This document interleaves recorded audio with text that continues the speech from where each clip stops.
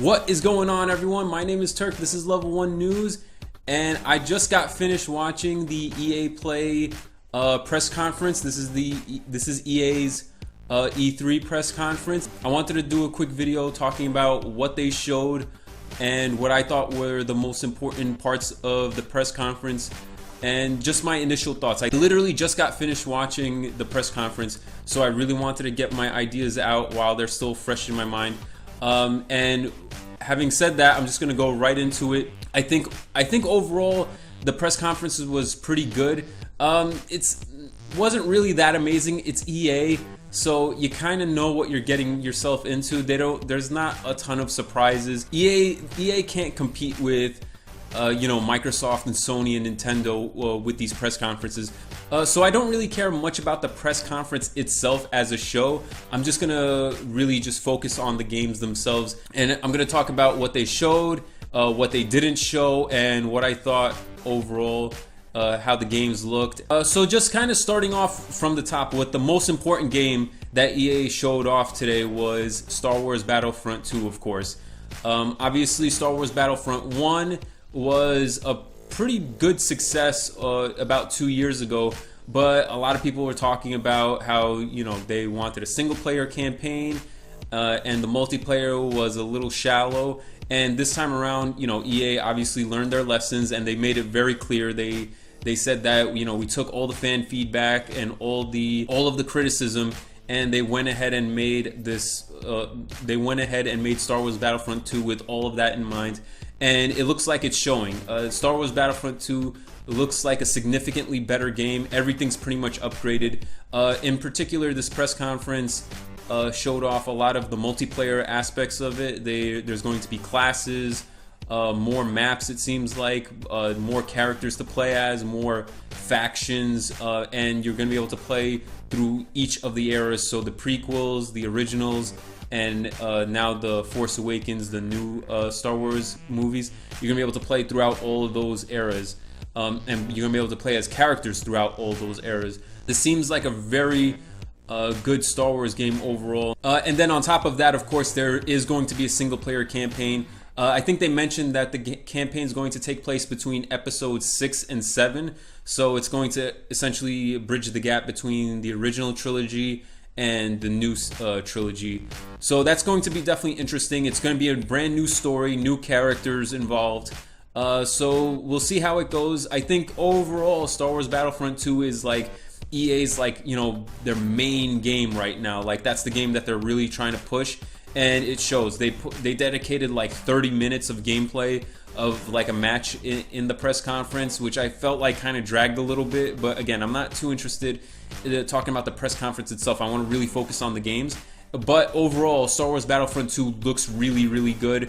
It's essentially going to be Star Wars Battlefront 1, but better. And Battlefront 1 from 2 years ago was already pretty good, just not a very shallow game though. So this one looks like there's going to be a lot of meat in this game that you're really going to be able to get into, and that's why I think this game should definitely be on everyone's radar, especially if you're a Star Wars fan. Star Wars Battlefront 1 was kind of like the warm-up, and this is going to be like the real game to get into. So overall, I think that was it. I think overall it's great that EA is listening to their fans, and this is going to be, I think, a big game for EA for this holiday season. The second biggest game that they showed off wasn't even they didn't even really show the gameplay, but that was the game Anthem, which is BioWare's game. BioWare, like the proper BioWare team, the team behind the original Mass Effect games. This is going to be their new IP that they've been talking about. The team has been working on this new game apparently for quite some time now, and they finally revealed it for the first time at this press conference. And the game's called Anthem, but they didn't really talk about any details. It's just a teaser trailer.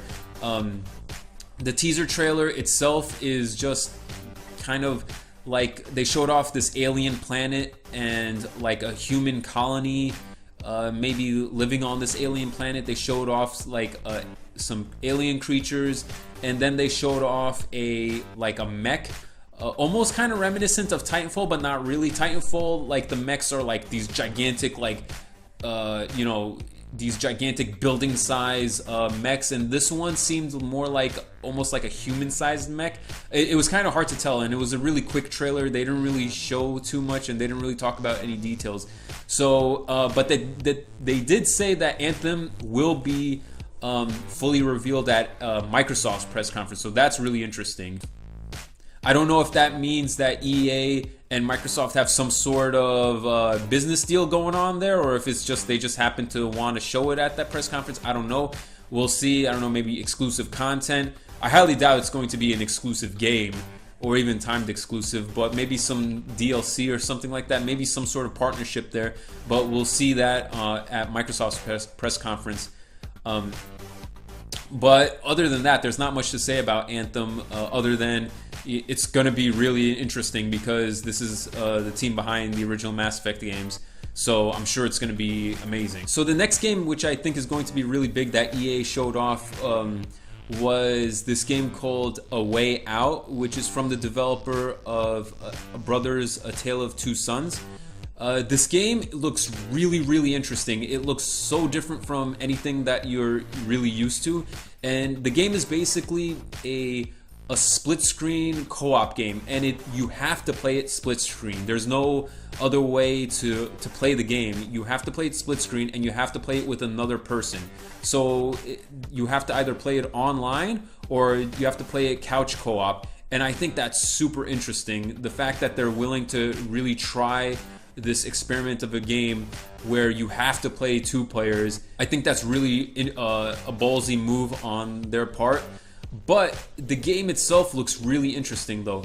Basically the game is you play as two characters who are in prison, and they're basically trying to escape this prison, and the two players have to work together to, you know, find ways out, or, you know, they have to get past security, or they have to sneak out. And the game actually continues. Once you get out of prison, you're on the run from the cops, and the two players are constantly working together and performing two different kinds of activities at the same time. So one player will be off in one section of the prison, and the other player will be doing something else. So you're not constantly just like walking side by side with each other. You're off doing like your own thing. So it looked really interesting. It looks like there's going to be an actual story element to the game too. So I almost kind of feel like it's kind of hard to describe, but I almost feel like the game is like almost like a Telltale kind of game where it's two players playing through a story together. So it's almost like a two-player Telltale game, I almost feel like. But the game actually lets you roam around the areas and, you know, kind of figure things out and figure out the puzzles and figure out how to get out of certain situations on your own. So it's much more involved than that. They didn't really talk about the length of this game or the size of it, or if this is, you know, going to be an actual $60 game or a smaller downloadable $20 game. I think maybe it's going to be somewhere in the middle, because this is an EA Originals game. EA Originals is EA's initiative to try to get like smaller, more indie developers making games for them, and, you know, giving them a platform to distribute their games. A few years ago they had the game Unraveled, which was a pretty decent success, and this is kind of the next step in that. Personally, I'm really interested in this game just because it looks really different. It doesn't look like a game that you've ever really played before, and I think this would be a really great to play, especially with couch co-op. If you have a roommate or a sibling or a significant other, you could, the two of you getting together playing this game seems like it'd be a really great time. If not, you could also play with a buddy online. If you have a friend that you're always playing games with online with, this seems like a really good change of pace. It's like a really good game the two of you can play together. So overall, I think this is going to be a really exciting game, and keep your eye on it, because I think this A Way Out might be one of the hits of next year. This game's coming out in 2018, early 2018. And the only reason why I say that is just because Brothers: A Tale of Two Sons was a really great game, and this is from the same developers, so it should be really interesting. So the next game is Need for Speed Payback. This game was announced I think a few days ago or about a week ago before this press conference, so we already knew about it. They showed off the trailer a few days ago, and now we got a more in-depth look at it. Now, before I actually get into the talking about the game itself, one of the things that kind of I was thinking about before the press conference was the fact that, like, I don't even remember when the last Need for Speed game came out or what the last one that I played was. I really was trying to think about it, and I feel like that should say something. I feel like Need for Speed just doesn't hold that kind of weight anymore. Like, the name itself isn't really that much of a big deal, I feel like. When they even first announced it, and they're like, oh, hey, a new Need for Speed game is coming out, and I was like, okay, you know, whatever. Like, I wasn't like, oh shit, you know, a new Need for Speed game. So, like, I really don't know if Need for Speed has, like, that kind of, you know, that emphasis to it that it used to have. I mean, I remember playing Need for Speed back in the day on, like, the PS1, PS2 era. I remember I really liked those games back then. I really can't remember what the last Need for Speed game was, or if I even played it. So, like, I don't know. I don't really know if this is a smart move for EA to bring back Need for Speed. I feel like Need for Speed itself is just like this name now. It doesn't really mean anything anymore. But maybe I'm wrong. I don't know. We'll see if the game sells at all. But the trailer they showed was, in my opinion, kind of generic looking. The game is like, you know, they showed off like the player driving through like this desert area, and they're trying to catch up to a truck, and they're just knocking off these other cars from the road. They're doing like all these slow motion takedowns or whatever. And I feel like we've seen stuff like that before. So I really don't know if there's any room for this kind of game anymore, especially when you have you know, especially when you have Microsoft putting out Forza Motorsport and Forza Horizon. You know, and these games are excellent, and then you see games like The Crew, and these games seem to struggle to find an audience. And I do wonder if this Need for Speed game is going to go anywhere. So, but who knows? Maybe I'm wrong, and we'll see what happens. But Need for Speed Payback, I mean, looks interesting. It looks like a typical, you know, action arcade driving game. You know, I'm not into those kinds of games, so it's kind of hard for me to say. I used to be, but not really anymore. So we'll see. Okay, next up on the list is Battlefield 1 DLC. Now, they made a pretty big deal about this, and this seems like it's going to be a really big piece of DLC that they're going to be pushing. It's coming out in September, which would pretty much put it about a year, coming out after a year from the original game. So that to me that's significant, because that shows that they've been taking a lot of time making this piece of DLC. They didn't really explicitly say it, but it seems like there's going to be a campaign involved, and on top of that, all of the new maps and the new environments, new vehicles, new weapons, and all that stuff. It's going to take place on the Eastern Front, you know, on like in Russia. So that's interesting. Very different location from the original Battlefield 1 campaign. But other than that, I mean, it looks like Battlefield 1 is doing really good. Overall, I think this is a good move for EA, though. Battlefield 1, in my opinion, was clearly the winner of the shooters from last year.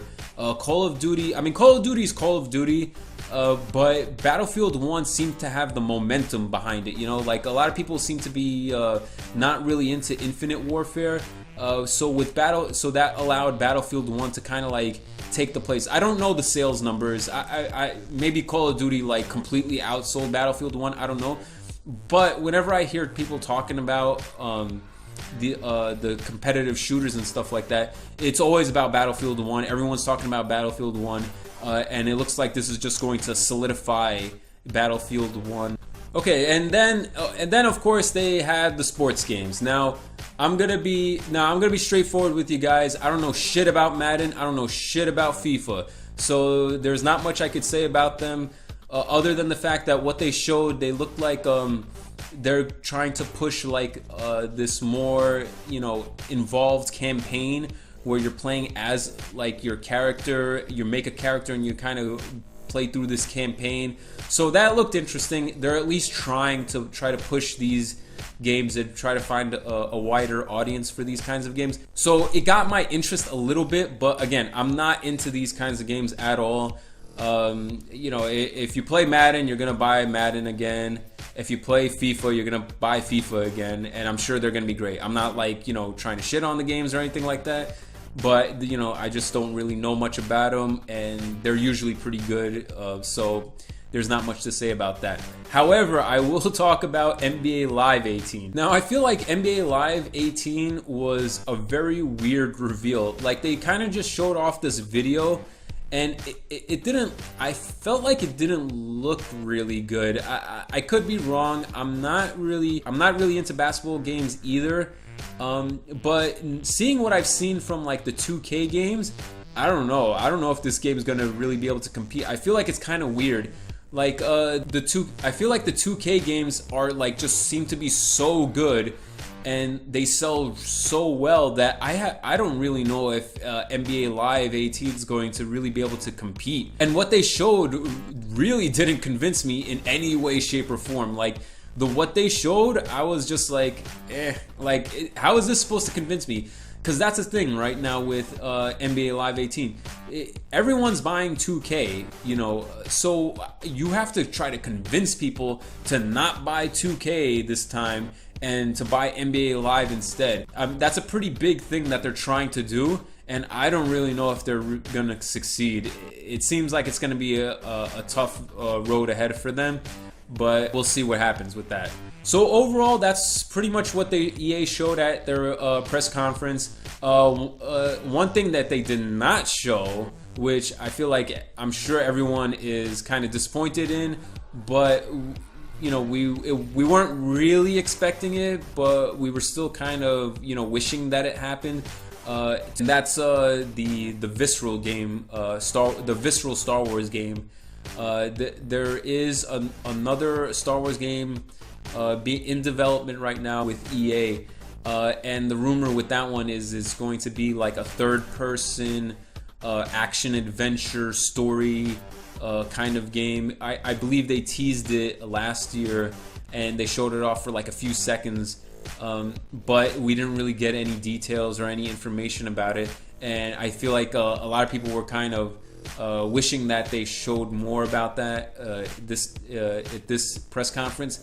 But it makes sense that they wouldn't want to kind of take away anything from Star Wars Battlefront 2. Star Wars Battlefront 2 is like their main game that they're trying to push for this year, especially going into the holiday season. And I'm sure they don't want to take away from that right now. So we'll see what happens with this new Star Wars game. I personally wish that they showed it, but I totally get why they wouldn't want to do that. But having said that, overall it was still a pretty good press conference.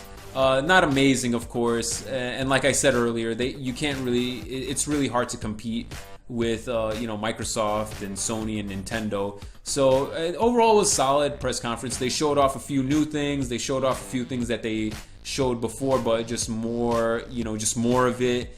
And overall, I think it was fine. It was a good press conference, but overall I feel like what they showed was positive. What they showed was really good, and this was overall a pretty good start to E3 2017. So that's pretty much it for this video, guys. I'm going to try to do as much as I can. I'm going to try to follow E3 2017 as much as I can, but that's pretty much it for this video.